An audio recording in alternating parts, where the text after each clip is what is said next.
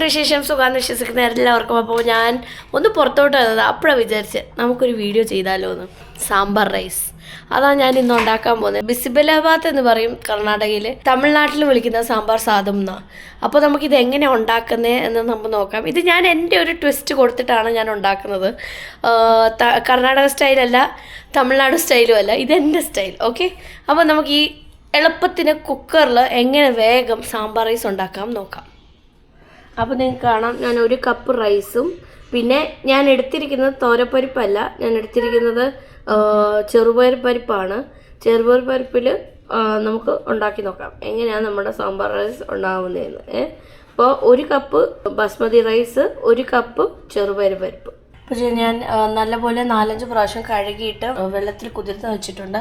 ഞാൻ കുറച്ച് കോളിഫ്ലവർ, സവാള എടുത്തിട്ടുണ്ട്, തക്കാളി, ക്യാരറ്റ്, കിഴങ്ങ്, നിങ്ങൾക്ക് ഇഷ്ടമുള്ള വെജിറ്റബിൾസ് നിങ്ങൾ എടുക്കാം. ഇപ്പം എൻ്റെ കയ്യിലുള്ള വെജിറ്റബിൾസ് വെച്ചിട്ടാണ് ഞാനിപ്പോൾ ഇത് ഉണ്ടാക്കുന്നത്. കുക്കറിലാണ് ഉണ്ടാക്കാൻ പോകുന്നത്. അപ്പോൾ കുക്കർ ചൂടായിട്ടുണ്ട്. കുക്കറിനകത്ത് ഒരു ശകലം എണ്ണ, അതേപോലെ തന്നെ ശകലം ബട്ടറും ഞാൻ ഇടാൻ പോവാണ്. അപ്പോൾ ഒരു ചെറിയൊരു കഷ്ണം ബട്ടറും ഞാൻ ഇടുവാണ്.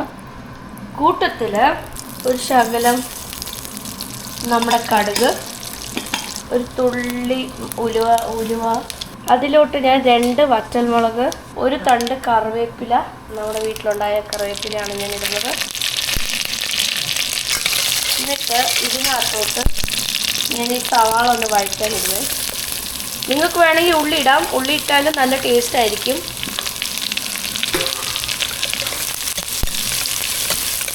നല്ലപോലെ ഇതൊന്ന് വഴറ്റാം. ചെറിയ ഫ്ലെയിമിലാണ് ഞാൻ വെച്ചിരിക്കുന്നത്. അപ്പോൾ ഇത് വഴറ്റാൻ തുടങ്ങിയിട്ടുണ്ട്. ഇതിനകത്തോട്ട് ഇച്ചിരി കായം, ഇതിപ്പോൾ ഇച്ചിരി ഒന്ന് കളർ മാറിയിട്ടുണ്ട്. ആ കളർ മാറിയതിലോട്ട് ഞാൻ ഈ ടൊമാറ്റോ ഇടുക. 1 ടൊമാറ്റോ ആണ് ഞാൻ എടുത്തിരിക്കുന്നത്. ഇത് നല്ലപോലെ ഒന്ന് വഴറ്റിയിട്ടുണ്ട്. ഈ വഴറ്റിയതിലോട്ട് ഞാൻ ഈ ക്യാരറ്റും ഈ കിഴങ്ങും ഞാൻ അങ്ങ് ഇടുവാണ്. എന്നിട്ട് നല്ലപോലെ ഒന്ന് വഴറ്റുവാണ്.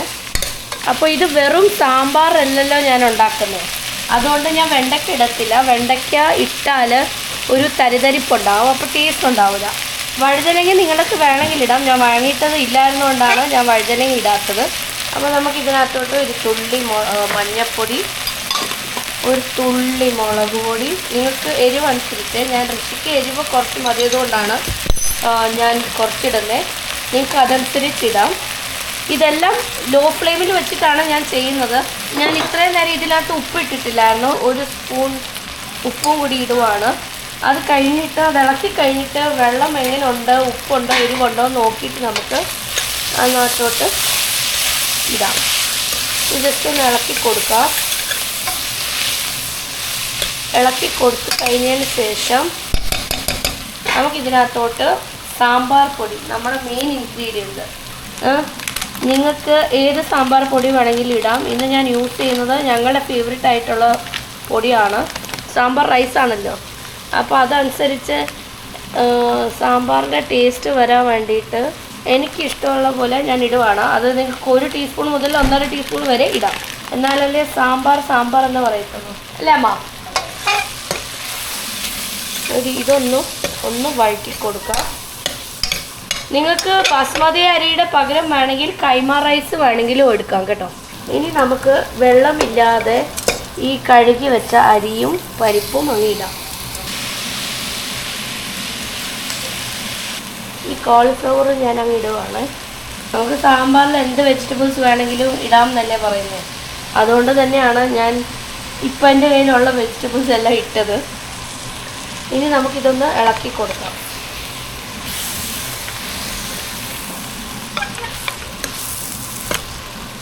ഞാൻ ഇതിനകത്തോട്ട് ഒരു 4 കപ്സ് വാട്ടർ ഇട്ടിട്ടുണ്ട്. 4 അല്ല, 5 കപ്സ് വാട്ടർ ഇടാൻ പോവാണ്. 1 കപ്പ് കൂടി ഇടാനുണ്ട്.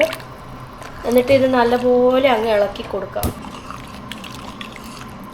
ഒന്ന് നോക്കിയിട്ട് സാമ്പാർ പൊടി വേണമെങ്കിൽ സാമ്പാർ പൊടി നോക്കിയിട്ട് നമുക്ക് ഇട്ട് കഴിഞ്ഞിട്ട് അടച്ചു വയ്ക്കാം. അതിനു മുമ്പ് ഞാനിവിടെ ഒരിച്ചിരി ചൂടുവെള്ളത്തിൽ ഇച്ചിരി പുളി കലക്കി വെച്ചിട്ടുണ്ടായിരുന്നു. അപ്പോൾ നല്ലപോലെ അതൊന്ന് ഞരടിയിട്ട്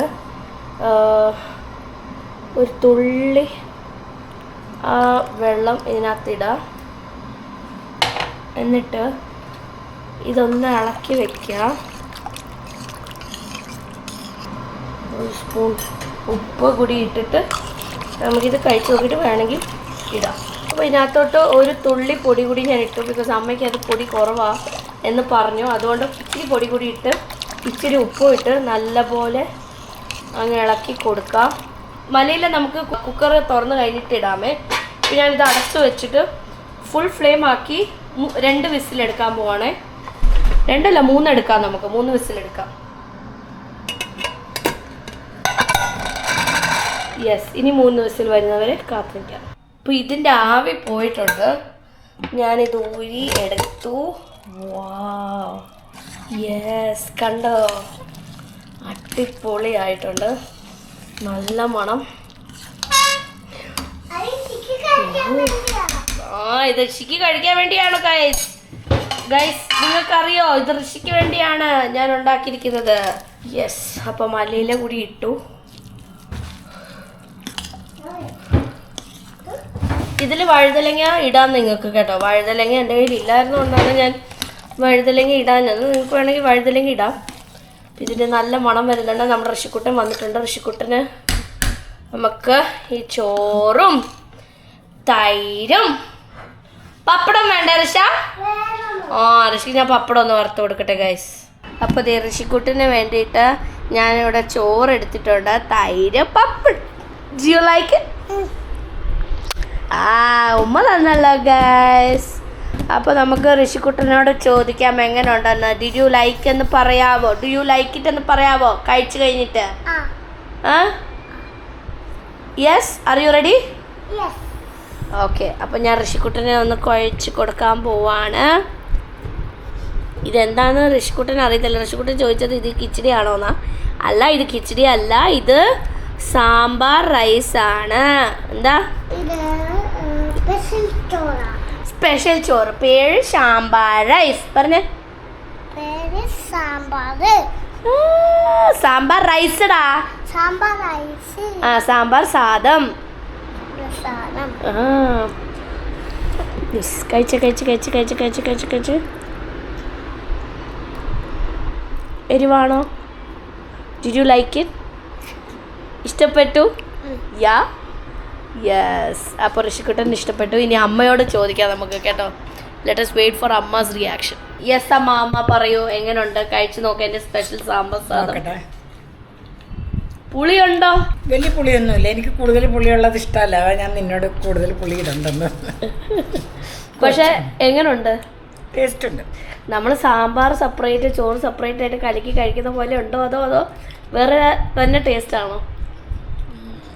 വേറെ തന്നെ ടേസ്റ്റ് അല്ല, എന്നാലും ഒരു ചെറിയൊരു വേറെ ടേസ്റ്റാണ്. അല്ലേ?